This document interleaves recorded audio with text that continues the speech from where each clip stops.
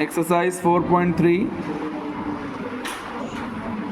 Last video में हमने question 1 complete किया था, अभी उससे आगे चलेंगे। Solve the flowing.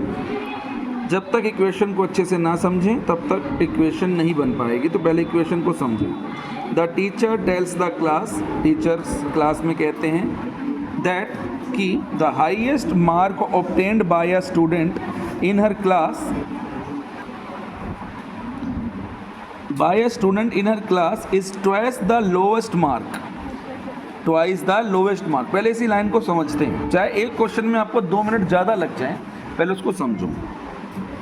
Teacher class में बताते हैं तो हाईएस्ट मार्क्स जो आए हैं, सबसे ज़्यादा बच्चे, जिस बच्चे के नंबर आए हैं वो कौन से मार्क्स हैं? Twice the lowest marks plus 7। Lowest mark जो सबसे कम आए हैं उसका ट्वाइस करो, डबल करो, और उसमें भी 7 जोड़ दो तो बन जाएगा हाईएस्ट मार्क। तो हाईएस्ट मार्क कितने हैं? 87। तो 87 बना कैसे? लोवेस्ट मार्क का डबल करो और उसमें 7 जोड़ दो तो क्या बन जाएगा? Highest mark. तो लोवेस्ट मार्क का डबल, लेकिन यहाँ तो कहीं लोवेस्ट मार्क दे नहीं रखा। What is the lowest mark? तो लोवेस्ट मार्क को ही हमने फाइंड करना है, तो क्या मानेंगे उसे? लेट द लोवेस्ट मार्क्स कितने हो गए? x। अब क्या था? लोवेस्ट मार्क का ट्वाइस, उसमें क्या जोड़ दो? 7। तो उससे क्या बन जाते हैं? Highest marks. उससे क्या बन गया? मार्क्स। 2 को x से मल्टीप्लाई किया, 2x प्लस 7। तो हाईएस्ट मार्क दे रखे हैं। हाईएस्ट मार्क कितने हैं? 87। तो ये बन गई इक्वेशन। अब x वाला अपने घर में, 87 अपने घर में, ये प्लस का था, इधर चला गया माइनस का। x वाला अपने ही घर में, 87 में से 7 गया 80। अब इनके बीच में कौन सा निशान है? मल्टीप्लाई। तो मल्टीप्लाई वाला कहाँ पे आ जाएगा? डिवाइड में। नीचे नहीं बोलते, डिवाइड बोलते हैं। x is equal to 40। तो x इसको माना था लोवेस्ट मार्क। तो सबसे कम नंबर कितने आए हैं क्लास में? 40। और सबसे ज़्यादा कितने आए हैं? 87। तो इससे मैडम ने हिंट दिया था, टीचर ने आपको हिंट दिया था, उस हिंट से हमने आंसर निकाल दिया। ये एक तरीके से जादू सा है, ट्रिक सा, कि मैडम हिंट देगी। जैसे कई बार हम गेम खेलते हैं ना कि भाई हिंट देंगे, फिल्म का नाम बताओ, गाने का नाम बताओ, तो ऐसे मैडम स्टेटमेंट के थ्रू टीचर आपको हिंट दे रहा है। आपको हिंट पहचान के आंसर निकाल के दिखाना है, और कुछ भी नहीं करना। ऐसे ही हम नेक्स्ट क्वेश्चन ट्राई करते हैं। चलो धीरे धीरे आ जाएगा। In an isosceles triangle. अब ये आइसोसेलेस ट्रायंगल क्या होता है? किसी को पता है? जैसे जो पता है बताओ। वेरी गुड, बहुत सुंदर। जिसकी 2 साइड इक्वल होती है। Very good. कभी ना कभी सुना जरूर होता है, हम भूल जाते हैं। जिसकी कोई भी 2 साइड, चाहे ये दोनों, चाहे ये दोनों, चाहे ये दोनों।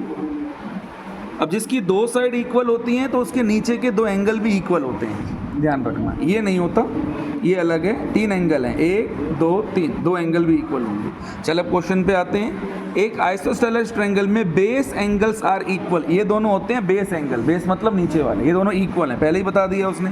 वर्टेक्स एंगल, ये होता है वर्टेक्स एंगल, 40 डिग्री दे रखा है, मैंने नहीं लिखा, दे रखा है। What are the base angle of triangle? Triangle के दोनों नीचे के एंगल कितने हैं? तीनों, एक ट्रायंगल के तीनों एंगल को जोड़ के क्या आता है? किसी ट्रायंगल के तीनों एंगल को जोड़ के क्या आता है? 180 डिग्री। सही, क्या आता है? 180 डिग्री। तीनों एंगल को जोड़ के हमेशा 180 डिग्री आता है। जैसे कि एंगल ए, एंगल बी और एंगल सी, तीनों को जोड़ेंगे तो क्या आएगा? Sum of all angles of a triangle. एक ट्रायंगल के सभी एंगल को जोड़ेंगे तो क्या बन जाएगा? 180। उसमें से एक एंगल तो 40 दे रखा है, ये दोनों इक्वल हैं, तो इनको मान लो, इसको भी x मान लो, इसको भी x मान लो, कुछ भी मान लो, y मान लो, कुछ भी मान लो। अब एंगल ए क्या दे रखा है? 40। एंगल बी क्या है? x। एंगल सी क्या है? x। अब ये 40 डिग्री, ये 1x 1x, तो ये क्या हो जाएंगे? ये दोनों जुड़ सकते हैं क्योंकि ये दोनों सेम है। कितना हो जाएगा? 2x। अब 2x यहीं रह गया क्योंकि x वाले एक तरफ, बिना x वाले एक तरफ। 180 अपने घर में, ये इधर चला गया, ये किसका निशान है, प्लस का है, तो इधर जाके क्या हो जाएगा, माइनस का। इसको माइनस किया 140, ये मल्टीप्लाई में यहीं पे रह गया 140 अपॉन में 2 70 डिग्री, तो x आ गया 70। हमने बेस एंगल ही निकालने थे ना, उसने पूछा था ना, देखो find the base angles of a triangle, तो ये भी 70, ये भी 70। इस तरीके से आपको दोनों नीचे के बेस एंगल मिल गए। आइसोसेलेस ट्रायंगल की दो साइड इक्वल होती है, तो नीचे दो एंगल भी, बेस एंगल भी इक्वल होते हैं। ये होता है vertex, angle A, angle B, angle C, तीनों एंगल को जोड़ोगे तो 180 डिग्री आएगा।